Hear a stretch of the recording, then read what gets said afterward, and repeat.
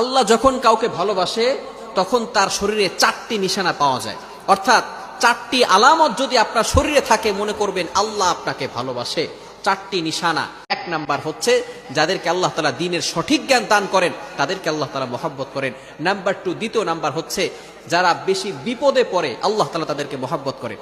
যার শরীরে দেখবেন একের পর এক বিপদ আসতেছে, অসুস্থতা আসতেছে, বারবার বিপদ, একের পর এক বিপদ, একটা বিপদ যাওয়ার পর পরে আরেকটা বিপদ আসতেছে, আপনি হতাশ হবেন না প্রিয় ভাই। আল্লাহ তাআলা আপনাকে ভালোবাসেন। এই কোটি কোটি মানুষের ভিতরে আল্লাহ তাআলা আপনার প্রতি ফোকাস করেছেন, আল্লাহ তাআলা আপনাকে ভালোবেসেছেন বিধায় আল্লাহ পাক রব্বুল আলামিন আপনাকে বিপদ দিয়েছেন। মনে রাখবেন নবীদেরকে আল্লাহ তাআলা বিপদ দিয়েছেন।